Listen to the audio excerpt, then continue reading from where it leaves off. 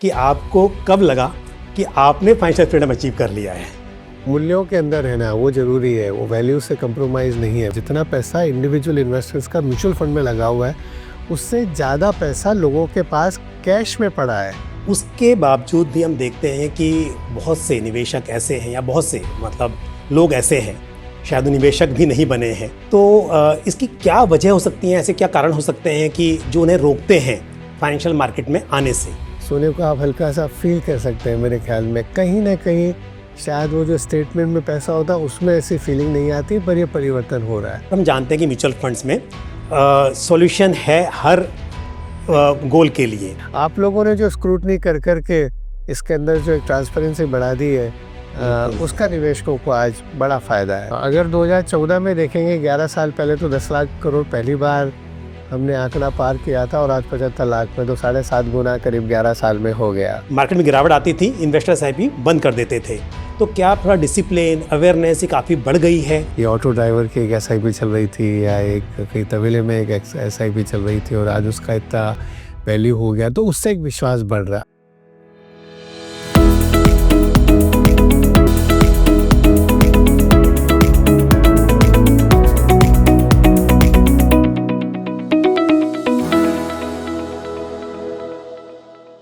नमस्कार, स्वागत है आपका हमारे इस नए पॉडकास्ट में। आप सभी को स्वतंत्रता दिवस की हार्दिक शुभकामनाएं। मैं हूं पंकज मटपाल। आज इस एपिसोड में मेरे साथ हैं एक बेहद खास मेहमान, मिस्टर नवनीत मुनोत। नवनीत जी एचडीएफसी म्यूचुअल फंड के एमडी एंड सीईओ हैं और वर्तमान में एमफी यानी कि association of mutual funds in India के चेयरमैन भी हैं।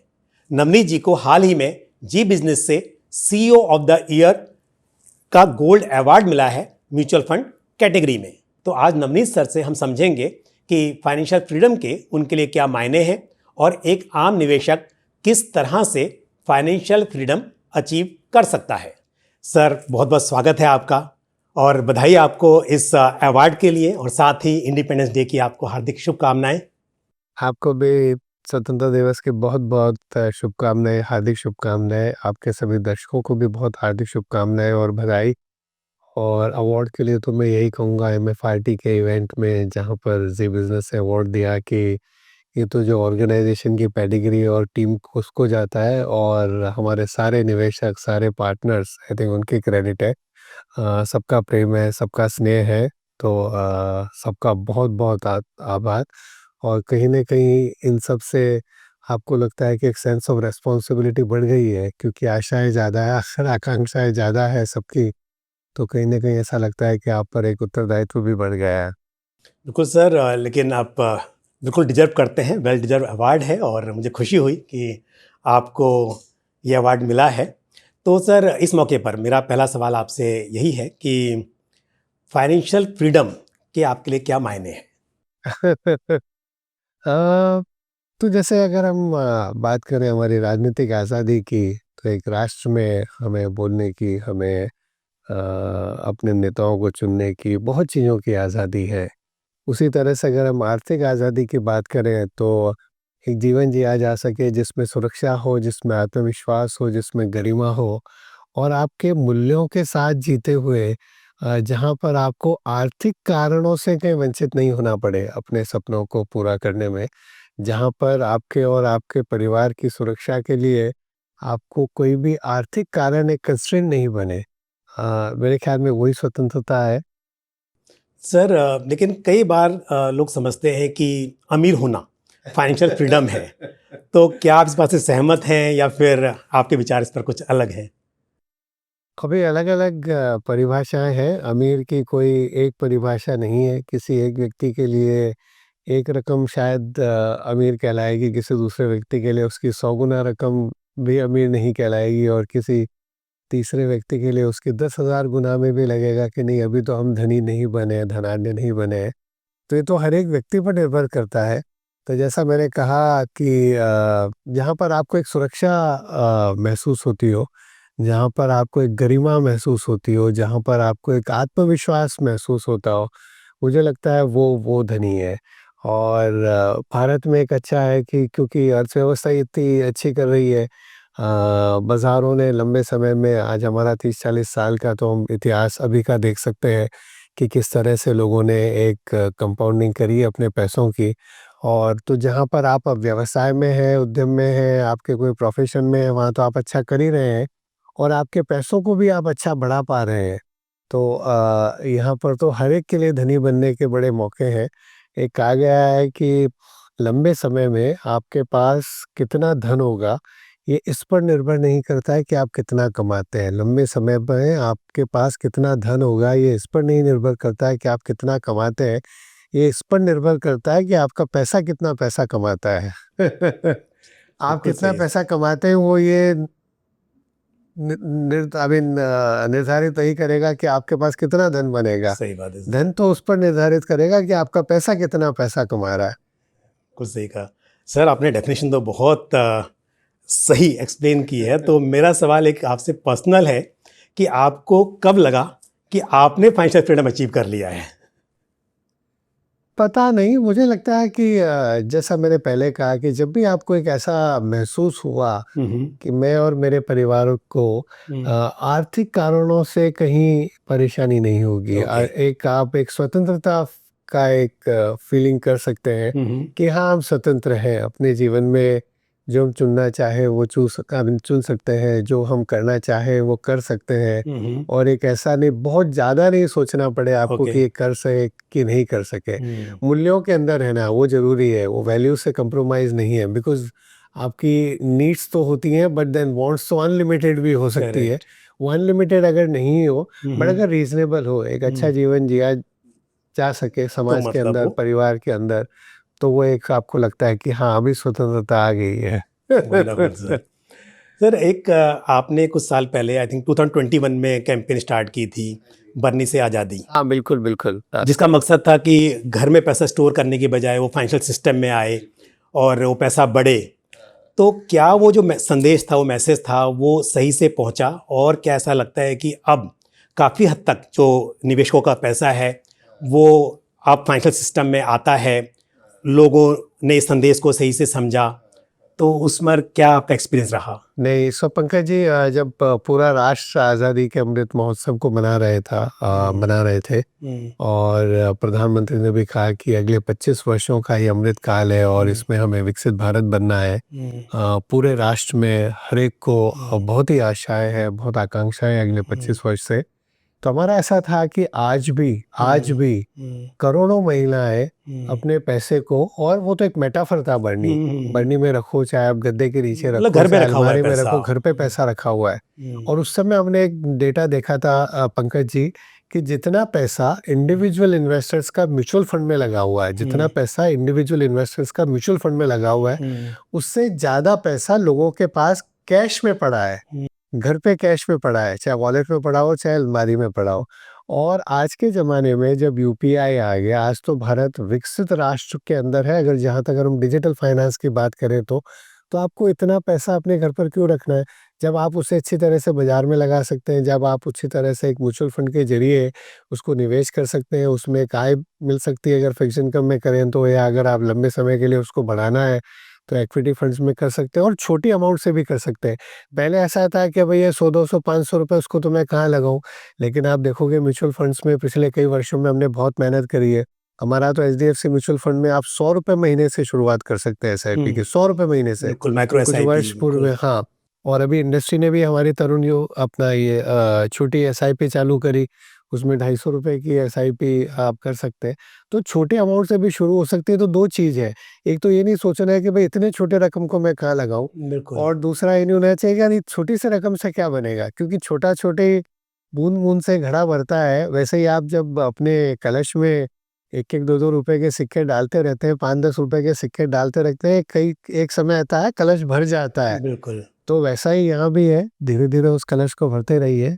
सर आपने बताया कि म्यूचुअल फंड में मतलब छोटी सी अमाउंट से शुरुआत कर सकते हैं।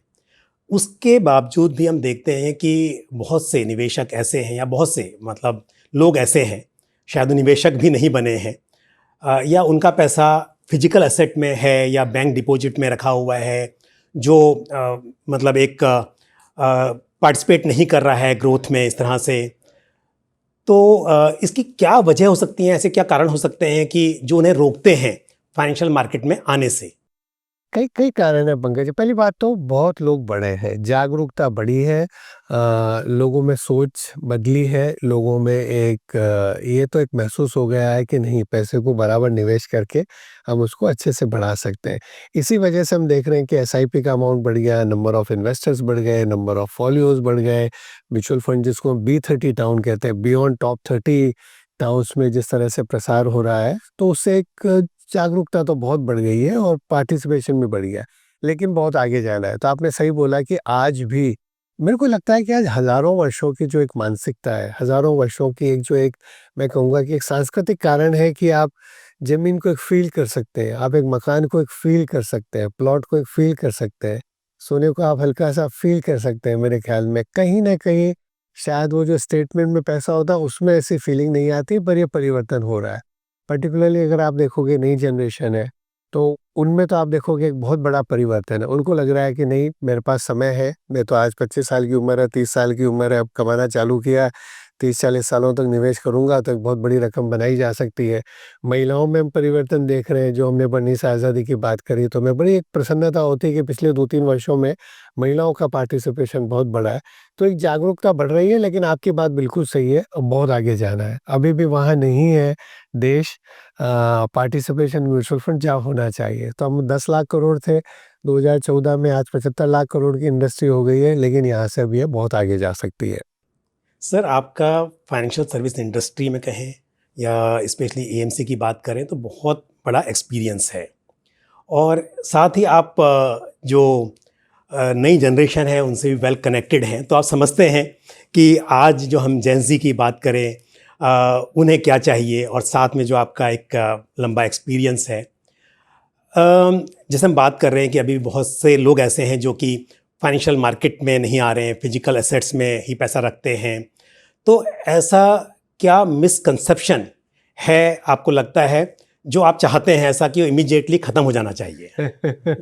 2-3, एक तो जैसे मैंने कहा कि शायद वो फ़ील है, वो धीरे-धीरे बदलेगा। लेकिन आज हम सोचेंगे, जब हम छोटे थे तो हर मध्यम वर्गीय परिवार में एक वो काले कलर का या एक भूरे रंग का एक बैग होता था, जिसमें कुछ तो पासबुक रहती थी, कुछ पोस्ट ऑफिस से कुछ सर्टिफ़िकेट रहते थे, कुछ इंश्योरेंस के कुछ सर्टिफ़िकेट रहते थे वगैरह। धीरे-धीरे तो एक बचत की, एक निवेश की कहीं न कहीं आदत तो है। कहीं वो तो हमारी एक सभ्यता का मैं कहूँगा कहीं न कहीं तो हिस्सा है ही।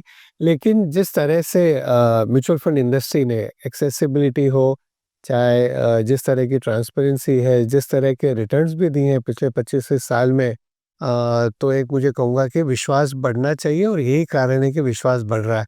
मुझे लगता है कहीं न कहीं वो जो एक बाज़ार में उतार-चढ़ाव आता है, और जो दिन भर न्यूज़ फ्लो रहता है, उसको देख कर के भी कई लोगों को डर लगता है कि नहीं यार, ये तो पैसा कम भी हो सकता है। बिल्कुल हो सकता है छोटे समय में, पर पैसा तो तभी ज़्यादा बनेगा जब आप छोटे समय में वो जो उतार-चढ़ाव है, उसका आप फ़ायदा उठा लें। कि जब बाज़ार गिर रहा है, तो आपकी एनएवी गिर रही है, एनएवी गिर रही है तो ज़्यादा यूनिट्स आपको मिल रही है। मैं आपको बताता हूँ, हमारी फ्लेक्सी कैप फंड की एचडीएफसी की 30 साल का इतिहास है। इस 30 साल के इतिहास में ऐसे कई बार 2-2, 3-3 साल के पीरियड भी रहे हैं, जब एनएवी नीचे जा रही थी। पर आज जब अगर अपना स्टेटमेंट कोई निवेशक देखेगा 30 साल का, तो सबसे बड़ा पैसा तो वो जो 2-3 साल में इतनी सारी यूनिट्स आ गई आपको, उसी पे पैसा बना। नि 1995 से लेके 1999 तक बाज़ार कहीं न कहीं ज़्यादा नहीं चला, बाज़ार नीचे ही रहा और एनएवी गिरती रही। तो वो जो 3-4 साल में एनएवी गिरी, उसकी वजह से बहुत यूनिट्स आ गई। ₹10 की एनएवी थी और आपने 1000 लगाया तो कितनी एनएवी आई? 100 यूनिट आई।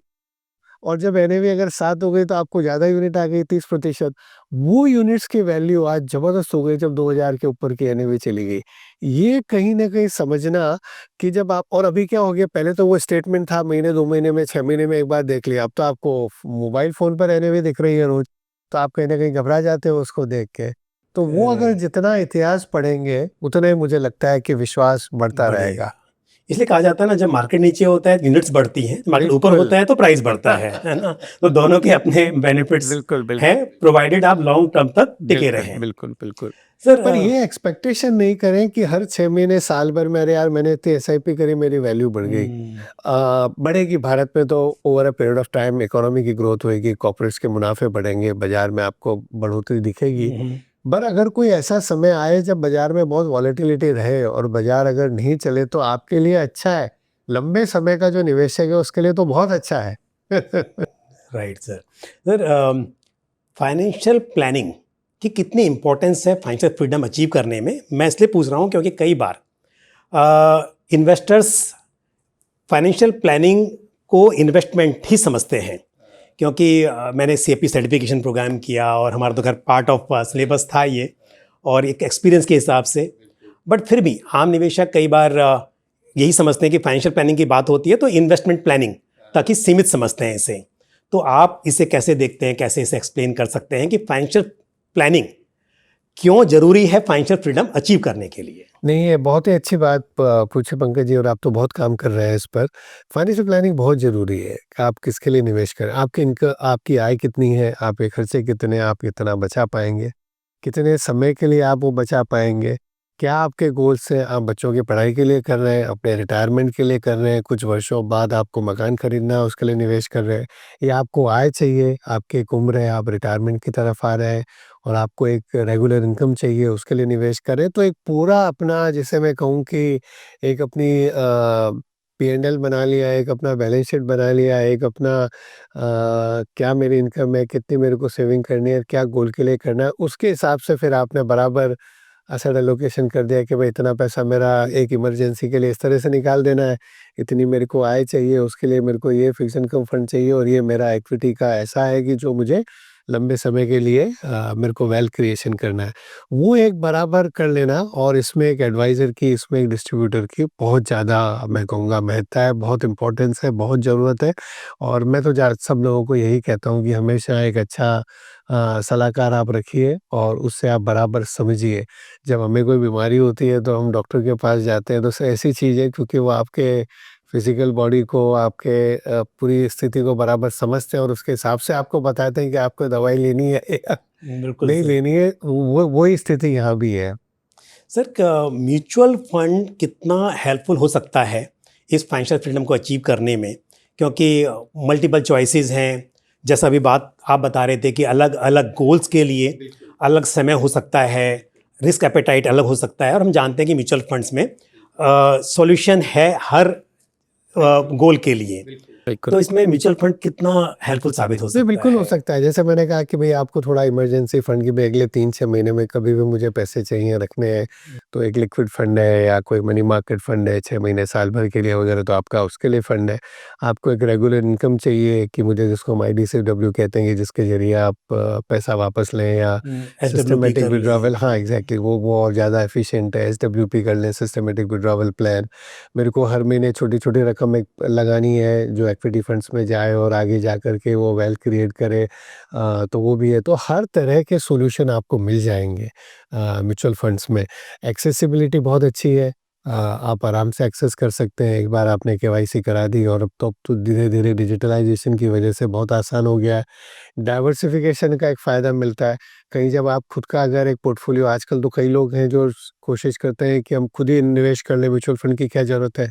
लेकिन वो जो एक डाइवर्सिफ़ाइड आपको पोर्टफ़ोलियो मिलता है, वो जो आपको एक ट्रांसपेरेंसी मिलती है, वो जो आपको एक लिक्विडिटी मिलती है, कि जब हम पैसा निकालना चाहें, निकाल सकते हैं, छोटा पैसा उसमें से निकालना चाहें, निकाल सकते हैं।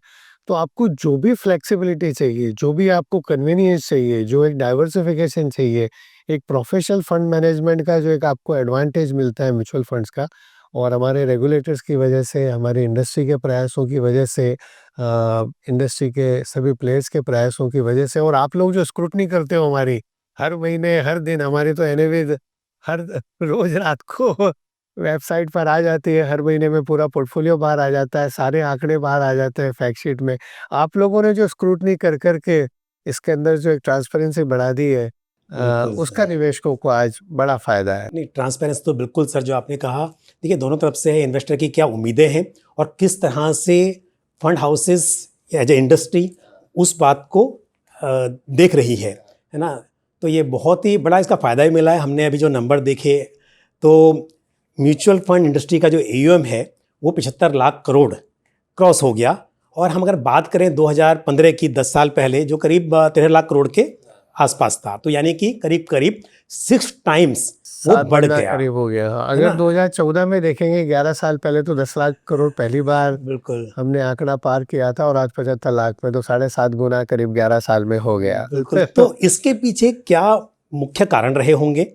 तो जैसे ट्रांसपेरेंसी, लोगों का विश्वास काफ़ी बढ़ गया म्यूचुअल फंड के प्रति, ये सब बातें तो है ही हैं। और क्या-क्या कारण इसके पीछे तो हो भारत सकते की हैं आपके हिसाब प्रगति से? भी एक तो ऐसा है कि हम सबका सौभाग्य है कि हम ऐसी जगह पर हैं जहाँ पर देश में आर्थिक प्रगति है। देश में फास्टेस्ट ग्रोइंग इकोनॉमी रही है। उस समय हम 10वीं सबसे बड़ी अर्थव्यवस्था थे और आज चौथी 5वीं बड़ी अर्थव्यवस्था बन गए पिछले 1-2 सालों में, तो उसका सबको फ़ायदा मिला है, उससे इंडस्ट्री में फ़ायदा हुआ है। एक मेरे को लगता है कि अब जो हम पहले बात कर रहे थे कि 25 से 30 साल का ट्रैक रिकॉर्ड इन्वेस्टर उठाकर देख सकते हैं कि ये फंड 30 साल पहले 1995 में आया, हिस्ट्री इसमें है। क्या उतार-चढ़ाव हुए, अलग-अलग समय पर क्या हुआ है इसमें, हुँ, तो आज एक विश्वास बनता है उसको देखकर। जिस तरह की ट्रांसपेरेंसी की हमने बात करी कि इतना ट्रांसपेरेंट प्रोडक्ट मिलना बहुत मुश्किल है। भारत में नहीं, जब हम बाहर जाते हैं कई दूसरे निवेशकों को मिलते हैं भारत के बाहर भी, और जब हम बताते हैं कि भारत में हम इस तरह का डिस्क्लोजर करते हैं, इस तरह की हमारी ट्रांसपेरेंसी है, इस तरह की यूनिफॉर्मिटी है कि लार्ज कैप का मतलब खाली टॉप 100 स्टॉक्स, मिड कैप का मतलब नेक्स्ट 150 स्टॉक्स, मतलब क्या-क्या हमारी वेबसाइट पे जिस तरह की बिल्कुल सही। ट्रांसपेरेंसी है वो एक अलग अलग लेवल की है, तो उससे बड़ा एक विश्वास बनता है निवेशकों का। मुझे लगता है कि आज टेक्नोलॉजी की वजह से हर चीज़ राइट फ्रॉम द केवाईसी से लेके ऑनबोर्डिंग से लेके स्टेटमेंट से लेके हर चीज़ में टेक्नोलॉजी का एक बड़ा रोल रहा है। हमारे एचडीएफसी म्यूचुअल फंड में करीब 65 लाख निवेशक थे 2 हुँ, साल पहले, हुँ, हुँ। और अभी 1.25 करोड़ से ज़्यादा निवेशक हो गए। वंडरफुल। तो डबल हो गए ऑलमोस्ट लाइक 2 ढाई साल के अंदर, क्योंकि टेक्नोलॉजी की वजह से इतने ट्रांज़ैक्शन करना हाँ, एक ईज़ ऑफ ईज़ी हो ट्रांज़ैक्शन हो गया आज। गया है। लाखों ट्रांज़ैक्शंस हम प्रोसेस कर पाते हैं इतने आराम से। और ये जो ट्रेनिंग वाला काम जो हुआ है, जो प्रयास आज आप कर रहे हो, जो प्रयास हम लोग कर रहे हैं एज़ एन ऑर्गेनाइज़ेशन, आपने बर्नी शहज़ादी की बात करी, हमारे बहुत सारे प्रयास हैं। हमारा एक सिप सहेली है, वो बहुत ही फ़ेमस ओके। वर्कशॉप है महिलाओं के लिए। हुँ, हुँ। बहुत सारे प्रयास हैं हमारे ऐसे ही। अभी हमने जितने भी हमारे डिफेंस सर्विसेज के लोग हैं जिनका हम बहुत आदर करते हैं, चाहे एयरफोर्स में हो, नेवी में हो, आर्मी हो, उनके लिए हमने एक मिशन समृद्धि का एक कार्यक्रम चलाया है, इन्वेस्टर एजुकेशन। ओके। उधर से बहुत सारे कार्यक्रम है। और इंडस्ट्री की तरफ से सबसे हुँ, बड़ा जो आज एमफी का एक म्यूचुअल फंड सही है के वो अंतर्गत कैंपेन तो जिस तरह के डेफ़िनेट। प्रयास हुए, हम कुंभ मेले में थे, वहाँ पर हमने हुँ, इतना काम किया, करोड़ों लोग थे, जगन्नाथ यात्रा में लाखों लोग थे, हुँ, वहाँ पे इतना किया, पूरे राष्ट्र में हर तरह से हमारी बसें चल रही थी लास्ट निवेश यात्रा की, एक हुँ, बड़ा ऐसे कंपटीशन किया जिसमें लाखों बच्चों ने पार्टिसिपेट किया, बहुत सारे कार्य हो रहे हैं इंडस्ट्री के अंदर। तो इन सबका एक प्रभाव हुआ है कि जागरूकता बढ़ गई है, अवेयरनेस बढ़ गई है, लोगों में समझ बढ़ गई है, क्यूरियोसिटी बढ़ गई है।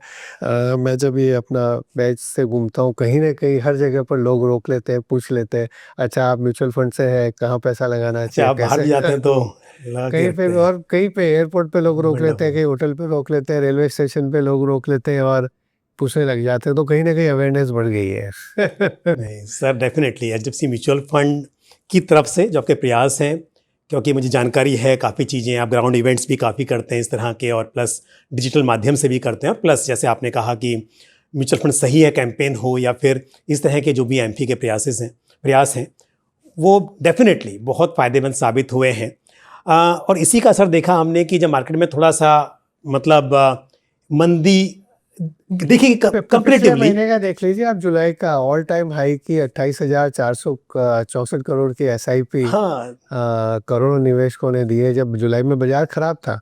और अगर आप 1 साल का रिटर्न देखोगे पिछले जुलाई से ये जुलाई का, तो बाजार तो करीब-करीब फ्लैट ही है, कोई बिल्कुल। बहुत ज़्यादा रिटर्न आए हुँ, नहीं है। बाजार ही फ्लैट रहा है, म्यूचुअल फंड से थोड़ा बेटर किया होगा, लेकिन बाजार फ्लैट मिला है। ये विश्वास बन गया कि जब बाजार अगर नीचे है, तो यूनिट ज़्यादा मिलेगी। बिल्कुल। और एसआईपी बुक देखिए ना आप, जिस हिसाब से बढ़ रही है, तो इसमें क्या ये समझा जाए कि अब जो ट्रेडिशनली इन्वेस्टर्स रिकरिंग डिपॉजिट करते थे, उसके बजाय अब एसआईपी में के ज़रिए निवेश करना बेहतर समझते हैं, ज़्यादा डिसिप्लिन दिखाई दे रहा है? या जैसे मैं अभी कह रहा था कि थोड़ा हमने देखा मार्केट में अभी उतने रिटर्न्स नहीं बने पिछले 1 साल में, फिर भी एसआईपी उतनी बंद नहीं हुई, जो पहले एक टाइम देखा जाता था, मार्केट में गिरावट आती थी, इन्वेस्टर एसआईपी बंद कर देते थे। तो क्या थोड़ा डिसिप्लिन, अवेयरनेस ये काफ़ी बढ़ गई है? ये बहुत, सब बहुत। कारण मैं है? बता रहा हूँ, मैं इतना ट्रैवल करते हैं, मैं चाहे अगर इधर बोरीवली जाऊँ या हुँ, नागपुर जाऊँ या हुँ, कलकत्ता जाऊँ या पूना जाऊँ, जब डिस्ट्रीब्यूटर्स को मिलते हैं हुँ, हुँ, और जब वो कहानी बताते हैं कि ये निवेशक का मैंने आज 18 साल से ₹1000 महीने का लगाया, यहाँ छोटी-सी नौकरी थी, या कोई ऐसे-ऐसे डिस्ट्रीब्यूटर्स हैं, आप तो सबको बहुत अच्छे से पर्सनली जानते हैं कि हुँ, ये ऑटो ड्राइवर की एक एसआईपी चल रही थी, या हुँ, एक कहीं तबेले में एक एसआईपी चल रही थी और आज हुँ, उसका इतना वैल्यू हो गया, तो उससे एक विश्वास बढ़ रहा है। आज वो जो निवेशक है वो अपने आस-पास के लोगों को बताता है कि मैं पिछले 20 साल में मैंने थोड़ा संयम रखा, बीच-बीच में कई समय ऐसे आया जब बाज़ार ज़ोर से गिरा। किसी ने अगर 2004 में एसआईपी चालू करी, 7 तक तो बहुत अच्छा चला, 8 में बाज़ार ज़ोर से गिर गया। तब ऐसा लग रहा था यार सही करा कि नहीं करा 4 साल के बाद, लेकिन मैंने संयम रखा, धैर्य रखा, बराबर चालू करी। बीच-बीच में 1-2 बार और झटके लगे, 2013 में झटका लगा, 20 में लगा, लेकिन आज मेरा इतना अमाउंट हो गया। वो जो मैंने एक संयम रखा, धैर्य रखा और उसका आज ये परिणाम है। तो अब उससे धीरे-धीरे, धीरे अवेयरनेस और भी बढ़ती जा रही है। तो मुझे लगता है वो जो एक रेज़िलियंस जिसको कहें वर्ड, अगर रिटेल इन्वेस्टर्स में, वो बहुत ज़बरदस्त है और मैं तो बहुत आभार सभी पार्टनर्स का, आपके जैसे लोगों का, मीडिया का और इंडस्ट्री ने जो एफ़र्ट किया है, ये जो समझाने का लोगों को, आई थिंक उसका एक बड़ा मैं कहूँगा कि प्रभाव हुआ है। एक समय होता था कि भई बाज़ार चल रहा है तो आपने पार्टिसिपेट करा, कब प्रॉफ़िट बुक करना है आप निकल गए, फिर 2-3 साल बाहर रह गए, तो वो टाइमिंग से कभी भी पैसे लोगों के नहीं बने। सर मैं एक एक्सपीरियंस शेयर करूँगा आपके साथ में अपना, जो बात चल रही है इस तरह की कि क्या एफ़र्ट्स किए जा सकते हैं। हमारे यहाँ पर जो जिम में अटेंडेंट है, उसने भी एसआईपी शुरू की है और हमारे यहाँ पे स्विमिंग पूल पर अटेंडेंट है, लाइफ़ गार्ड है, उसने भी एसआईपी शुरू की है। तो ऐसी बातें चलती हैं और जब मैंने बताया कि कैसे हो सकता है, तो आजकल तो सबके पास में ऐप है और देखते रहते हैं और जब जैसे आपने कहा कि हिस्टोरिकल रिटर्न्स दिखाई देते हैं, तो उससे एक कॉन्फिडेंस भी आता है। तो आप थोड़ा-सा एक इनिशिएट कर दें डिस्कशन को, फिर वो डेफ़िनिटली वो 4 लोगों से पूछेगा, देखेगा, बात करेगा। लेकिन आज मुझे खुशी है कि मेरे यहाँ पर वो जो मतलब शायद उससे पहले वो निवेश करते थे या नहीं करते थे, डायरेक्टली उन्होंने एसआईपी शुरू कर दी है। तो कहीं तो उनको फ़ायदा मिलेगा, ये छोटे अमाउंट की ही सही, बिल्कुल। पर समय के साथ बढ़ाते रहेंगे तो उसका फ़ायदा मिलेगा। तो बिल्कुल जैसा आप कर रहे हैं, तो हम भी थोड़ा फ़ॉलो करते हैं और ये चीज़ें की तो इसका ये डेफ़िनिटली। सब एक जो कलेक्टिव प्रयास है सभी लोगों के, जी सर। आई थिंक उसी से आज इंडस्ट्री यहाँ यहाँ तक पहुँची इंडस्ट्री है। हाँ, पहुँची है और खैर आपका तो बहुत बड़ा योगदान है, क्योंकि एज अ फंड मैनेजर में बात करूँ, मैं देखूँ आपकी जो परफॉर्मेंस थी उस वक्त पर, एज अ सीईओ जो आप कर रहे हैं और as a even industry body AMFI के एज अ चेयरमैन जो आपने इनिशिएटिव्स लिए हैं, सभी का बहुत बड़ा रहा है इन चीज़ों में योगदान। सर एक मुझे आपसे ये जानना था कि इस इंडिपेंडेंस डे के मौके पर पहले तो ये पूछूंगा कि आपके क्या विशेज़ हैं इन्वेस्टर्स के लिए, तो वो मुझे बताइए, फिर एक सवाल और पूछूंगा इससे जुड़ा हुआ आपसे। नहीं, मैं यही कहूँगा कि 15 अगस्त 1947 को भारत आज़ाद हुआ, हमें स्वतंत्रता मिली, आज करीब 79 साल हो गए और कुछ मायने में 1991 में मैं कहूँ कि आर्थिक स्वतंत्रता पूरी मिली जब वैश्वीकरण हुआ, उदारीकरण हुआ। 2014 में जनधन योजना की वजह से आज 100 करोड़ लोग एक मेन स्ट्रीम जिसको कहें फाइनेंशियल सिस्टम से जुड़ पाए। लोगों के तो बैंक खाते भी नहीं थे। इतने वर्षों के बाद भी, आज़ादी के 70 सालों के बाद भी बैंक खाते भी नहीं थे। लोगों के पास ऐसा कोई साधन नहीं था। मुझे पता है कि मेरे ड्राइवर को अगर अपने पैसे भेजने होते थे तो वो कहीं वीटी स्टेशन पे जाके किसी को ढूँढता था, पैसे दे देता तो घर पे पहुँच जाते थे। तो एक बड़ी हो गई। अब जो एक नया, जिसको मैं कहूँ कि जैसे जनधन योजना थी वैसे एक जन निवेश का एक मुहिम चल पड़ी है कि नहीं, हम इसे निवेश करके अपने पैसों को भी बढ़ा सकते हैं और राष्ट्र की प्रगति भी होगी। तो जब ये जो सेविंग्स का जो एक बड़ा पूल है, वो जब निवेश होगा, कैपिटल फॉर्मेशन होगी, उसी से जब व्यवसाय बढ़ेंगे, उद्यम बढ़ेंगे, जॉब क्रिएशन होएगा, लोगों की इनकम बढ़ेगी तो और खर्चा करेंगे, कंजम्पशन करेंगे या इन्वेस्टमेंट करेंगे, तो और जो एक वर्चुअस साइकिल जो बन सकता है, ऐसे ही हम विकसित भारत बनेंगे 25 सालों में। तो पूंजी बाज़ारों का बहुत बड़ा रोल है उसके लिए और ये बहुत ज़रूरी है कि ऐसा नहीं होना चाहिए कि राष्ट्र तो विकसित हो गया, हम दूसरी, तीसरी बड़ी इकॉनमी बन गए, बट ज़्यादातर लोगों के पास अगर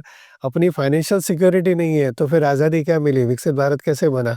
वो आई थिंक अगर हर भारतीय कोशिश करे कि नहीं, मुझे भी अपनी फाइनेंशियल सिक्योरिटी करनी है, परिवार की फाइनेंशियल सिक्योरिटी करनी है और वेल्थ क्रिएशन करके एक अच्छा जीवन, एक गरिमापूर्ण जिसको कहें, एक आत्मविश्वास के साथ जीवन जिया जा सके। तो मुझे लगता है कि अगले 20-25 सालों की हमारी यात्रा वही है। तो सर मेरा एक सवाल या आपसे रिक्वेस्ट इसी बात पर है, इस इंडिपेंडेंस डे पर, इस अवसर पर यदि मैं आपसे कहूँ कि एक पीस ऑफ एडवाइस हमारे व्यूवर्स के लिए, इन्वेस्टर्स के लिए आप दें कि कैसे वो फाइनेंशियल फ्रीडम अचीव कर सकते हैं। जैसे आपने कहा कि भारत विकसित देश बनने की राह पर है और ऐसे में हर निवेशक अ, उसका एक पार्ट बने, हर निवेशक फाइनेंशियल फ्रीडम महसूस करे, तो उसके लिए एक पीस ऑफ एडवाइस आपकी क्या होगी? नहीं, बिल्कुल यही है कि सही निवेश करें, संयम रखें और समय दें उसे, लंबा समय दें। कोई भी चीज़ रातों रात ग्रो नहीं हो जाती है, कोई भी चीज़ बहुत ही छोटे समय में ऐसी बड़ी नहीं बन जाती है। तो निवेश में और स्वतंत्रता के लिए, आर्थिक स्वतंत्रता के लिए अच्छा सा एक अपना प्लान बनाएँ और जिस तरह से अब एक छोटा-सा प्लांट लगा के हम बड़ा एक पेड़ कई वर्षों में देखते हैं, उसी तरह से पर उसको आपको धूप देनी होती है, पानी देना होता है, सींचना होता है। वैसे ही इसको भी एक बार आपने बराबर एक प्लांट लगा दिया, अपनी फाइनेंशियल प्लानिंग कर दी, उसके बाद धीरे-धीरे उसमें नियमितता रखें, अनुशासन रखें और उसको बढ़ाते रहें। तो जब आप बड़ा पेड़ पेड़ होता है तो उससे फल भी आते हैं, फूल भी आते हैं, छाया भी आती है, अच्छी हवा भी आती है, सब कुछ चीज़ें उससे मिलती है, सेम वैसा ही है।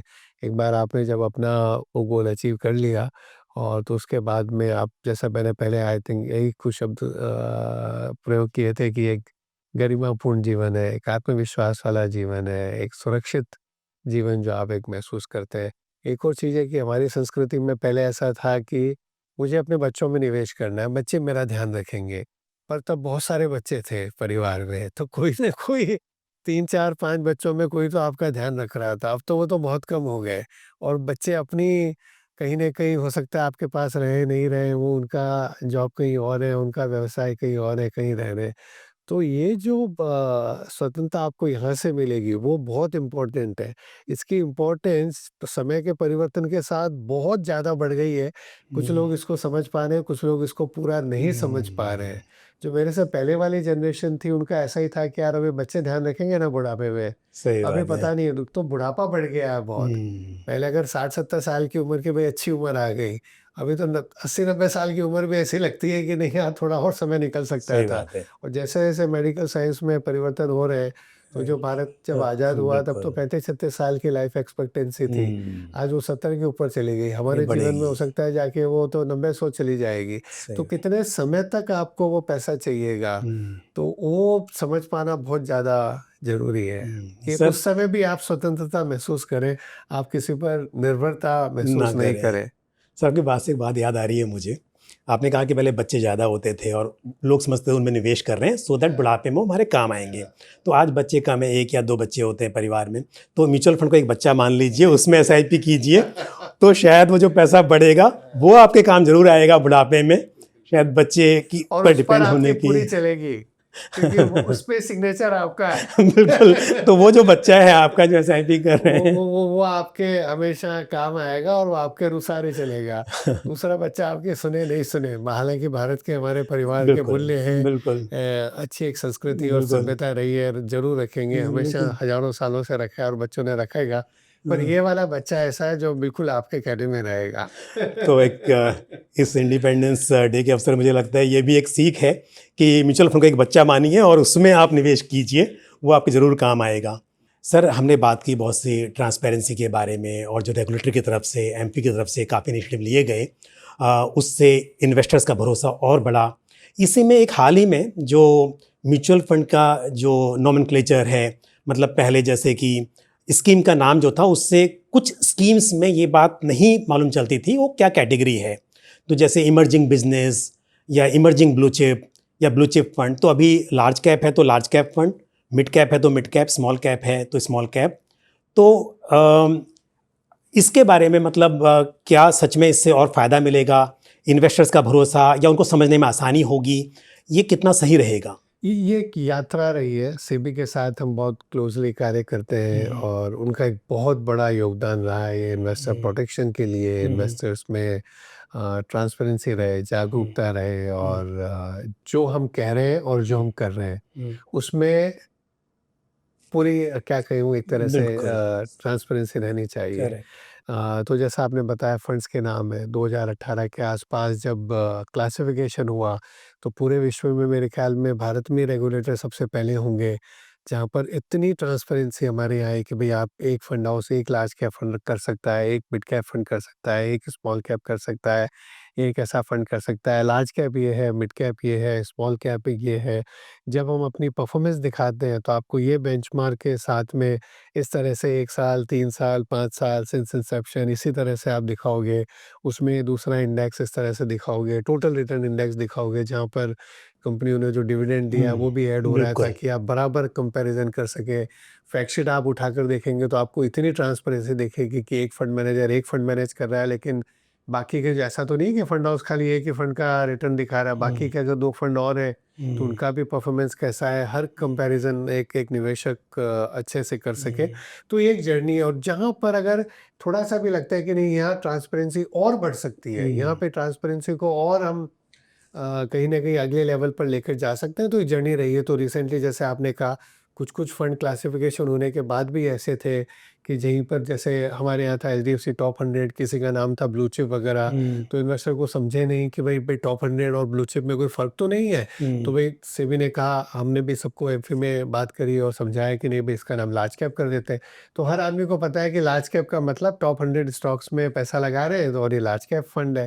तो इतना ध्यान देते हैं छोटी-छोटी बातों पे, बिल्कुल। छोटी-छोटी बातों पर, ताकि पारदर्शिता बनी रहे, क्योंकि निवेशकों का विश्वास बनना बहुत ज़रूरी। बाज़ार हमारे हाथ में नहीं है, बिल्कुल। अर्थव्यवस्था हमारे हाथ में नहीं है। हम कोशिश करते हैं, सबका विश्वास है, सबका एक मैं कहूँगा दृढ़ मत है कि भारत अच्छा करेगा, पर फिर भी कोई कारण से आज अमेरिका में कुछ हो गया, अमेरिका के राष्ट्रपति ने कुछ करा और बाज़ार 5% गिर गए, वो हमारे हाथ में नहीं है। हमारे हाथ में है कि हम बहुत ही निष्ठा के साथ कार्य करें, ईमानदारी के साथ कार्य करें, और निवेशकों के साथ ट्रांसपेरेंसी बनाए रखें। तो जो आज डेली की एनएवी आती है, उसमें इतना पीछे रूल्स एंड रेगुलेशन है। अगर आप वो making of a mutual fund देखोगे, तो कितना कार्य होता है सुबह से लेकर के दोपहर में बाजार बंद होने से शाम तक एनएवी आने में। एक पूरी फैक्ट्री चलती है, एक मैं कहूँ जिसको, आपको तो वो एनएवी का एक नंबर दिख जाता है, पर उसमें इतनी ट्रांसपेरेंसी है। और जो आज हमारे ऑडिटर्स का रोल है, जो हमारे सेबी का रोल है, जो हमारी इंडस्ट्री की बेस्ट प्रैक्टिसेस का रोल है, जो हमने सबने हमारे यहाँ पर रिस्क मैनेजमेंट में, कंप्लायंस में, लीगल सेक्रेटरियल में, फंड मैनेजमेंट में, प्रोडक्ट टीम में इतने सारे जो प्रोसेसेस बनाए हैं, उसका एक कहीं न कहीं कारण है कि आज निवेशकों में विश्वास बढ़ रहा है, बिल्कुल, निवेशकों देखिए में ना सर, ट्रस्ट बढ़ एक्सपेंस रहा है। रेशियो कम हुआ समय के साथ, रिस्कोमीटर इंक्लूज़ हुआ। जब हम विश्व के कई देशों से जब हम तुलना करते हैं भारत के फंड्स की, तो बाहर भी लोगों को लगता है कि यार इंडस्ट्री इतनी अर्ली स्टेज पर यहाँ पर इतनी ट्रांसपेरेंसी लेकर आ गई और इतनी कॉस्ट एफिशिएंसी लेकर के आ गई। आज आप अमेरिका में देखोगे 101 साल हो गए, 1924 में म्यूचुअल फंड इंडस्ट्री का आरंभ हुआ, और आज 101 साल के बाद भी अगर आप कुछ फंड्स के आप अगर एक्सपेंस रेशियो कंपेयर करोगे अमेरिका में, 100 साल के बाद विश्व का सबसे बड़ा मार्केट है, आधा मार्केट कैप तो अमेरिका का ही है पूरे विश्व का, और हम तो 2-3% हैं पूरे विश्व के, बहुत छोटे से हैं। अगर फिर लेकिन हमारे अगर आप कंपेयर करोगे इतनी छोटे लेवल पे भी, तो हमें एक बहुत गर्व का एक महसूस होता है। बट एक ह्यूमिलिटी भी है कि नहीं बहुत आगे जाना है, और जब तक हम इन्वेस्टर्स का विश्वास जीतते रहेंगे, तब तक मुझे लगता है कि इंडस्ट्री अच्छा करती रहेगी। हमें कोई भी कार्य ऐसा नहीं करना है कि कहीं न कहीं उस विश्वास में कमी हो जाए। सर डेफ़िनेटली, मतलब बात करें ट्रांसपेरेंसी की, बात करें चाहे हम इन्वेस्टर के हित में एक्सपेंस रेशियो कम करके उनको ज़्यादा फ़ायदा उनको पहुंच सके, उस पे बात करें। पर उसके अलावा अभी जो हाल ही में आपने स्टार्ट किया कि जो अनक्लेम्ड पैसा है, जो डिविडेंड है, अनक्लेम्ड मैच्योरिटी अमाउंट है, उसको कैसे आप ढूंढ सकते हैं, क्लेम कर सकते हैं, उसको कैसे आसान बनाया जा सके, वो कितना बड़ा इनिशिएटिव है। वो है केवाईसी का है, KYC का नॉमिनेशन है, मतलब बहुत सारी बहुत सारी चीज़ें चीज़ें। कंटिन्यूअसली करते रहते हैं। सभी एमसीज ने, एमफी ने बहुत कार्य किया कि भाई नॉमिनेशन बहुत ज़रूरी है। कभी भी ऐसे करेक्ट। परिवार में अगर कोई स्थिति आ जाए कि जब आपके जो भी आगे जिसको भी वो पैसा जाना चाहिए, किस तरह से उसको ईज़ी बनाया जा सके। छोटी-छोटी चीज़ें इस तरह की हम कंटिन्यूअसली कोशिश करते रहते हैं कि करेक्ट सर। निवेशकों के लिए और क्या सेवा हो सकती है। और एक तो म्यूचुअल फंड में ना, पैसा आप कब रिडीम कर रहे हैं, कब आपके अकाउंट में आएगा, ये भी तय होता है। कई बार ये है ना, इन्वेस्टर्स को ये नहीं पता मेरा पैसा हाँ 7 दिन में आ जाएगा, बट वो कब आएगा मुझे नहीं पता। बट म्यूचुअल फंड में फिक्स है कि आप किस टाइम पर करें, कट ऑफ टाइम से पहले कर दिया तो आपको T+1 T+2 जो भी है वो फिक्स है। तो ये भी एक बहुत बड़ी बात है मुझे लगता है।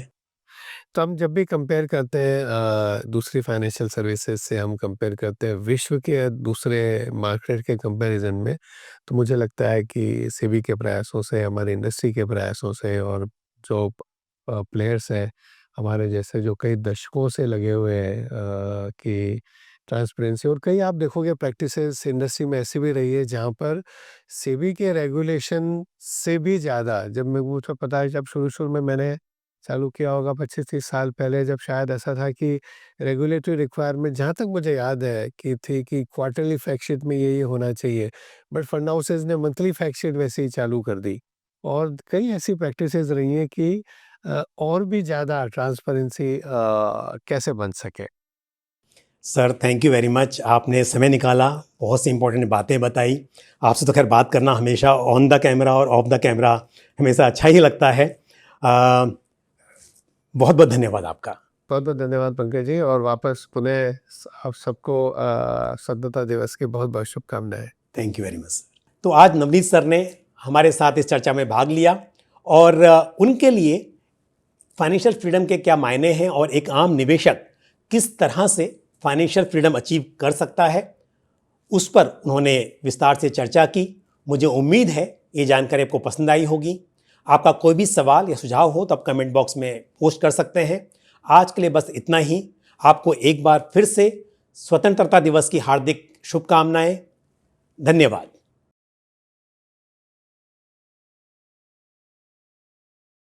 म्यूचुअल फंड निवेश बाजार के जोखिमों के अधीन है। योजना से जुड़े सभी दस्तावेजों को ध्यान से पढ़ें।